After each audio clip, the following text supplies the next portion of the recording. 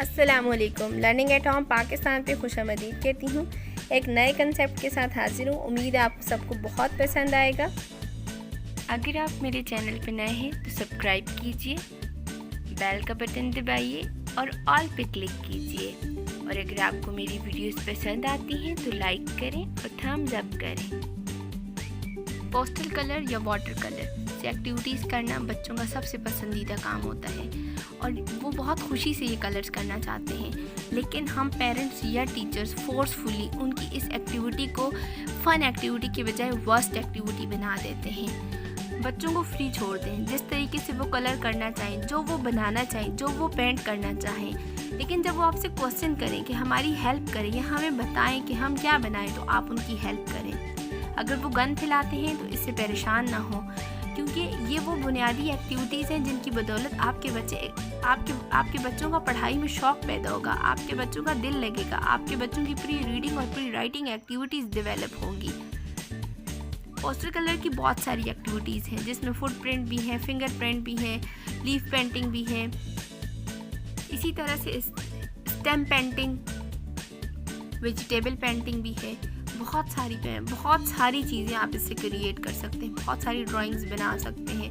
اسی طریقے بچوں کے ہینڈ کے پرنٹس بنا سکتے ہیں. یہ وہ ایکٹیویٹیز ہیں جن کو بچے بہت زیادہ انجوائے کرتے ہیں. میں اسپیشلی ان پیرنٹس کی بات کروں گی جن کے بچے چھوٹے اور گھر پہ ہیں اور وہ چھوٹی عمر میں بچوں کو اسکول میں ایڈمیشن کروانے کی بات کرتے ہیں. گھر پہ یہ وہ ایکٹیویٹیز ہیں جو نہ صرف بچے انجوائے کرتے ہیں بلکہ اس سے بہت کچھ سیکھتے بھی ہیں. میں تمام پیرنٹس کو ریکمینڈ کروں گی کہ آپ اسکول کی باؤنڈریز سے نکل آئیں اور اپنے بچوں کو فری کر دیں. اسکول میں ہفتے میں ایک مرتبہ ان کو یہ کلرز دیے جاتے ہیں اور اس میں وہ اپنی مرضی سے صرف پرنٹ لگاتے ہیں, اس کے علاوہ وہ کوئی ایکٹیویٹیز نہیں کر سکتے. لہٰذا آپ اپنے بچوں کو فری پینٹنگ کا چانس دیں. پری ریڈنگ ایکٹیویٹیز پہ میری پہلے بھی ایک ویڈیو میں بات ہو چکی ہے, اس کا لنک میں ڈسکرپشن باکس میں دے دوں گی. یہ وہ چھوٹی ایکٹیویٹیز ہیں جسے آپ گھر پہ بآسانی بہت کم وقت میں کر سکتے ہیں. اگر آپ ہر چیز کو ٹیگ کر دیں, ہر چیز کا نام لگا دیں, تو جیسے بچے ایک ایپل سیب کی شکل کو یاد رکھتے ہیں, اس طرح لکھی ہوئی چیز کو بھی پوری کی پوری پکچر فارم میں یاد رکھتے ہیں. انہیں آپ کو ایک ایک لفظ پڑھانے کی ضرورت نہیں ہوگی.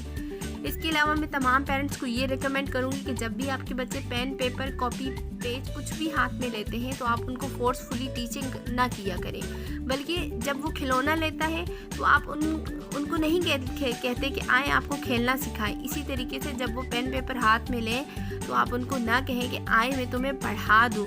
بچوں کو پڑھائیں نہیں بلکہ ان کے لیے اس ایکٹیویٹی کو مزیدار بنا دیں. جب آپ فورسفلی ٹیچنگ کرتے ہیں تو آپ کے بچے اس ایکٹیویٹی سے بیزار ہو جاتے ہیں اور پڑھائی سے دور ہو جاتے ہیں. یہاں ایک بات اور انکلوڈ کروں گی کہ ایگزامز اور مارکس کے جھنجھٹ سے نکل آئیں اور اپنے بچوں کی ایکٹیویٹیز کو انجوائے کریں. وہ چھوٹے سے چھوٹا کام یا بڑے سے بڑا جو بھی کام کرتے ہیں, جو بھی ایکٹیویٹیز کرتے ہیں, ان کو اپنے پاس محفوظ کرتے جائیں.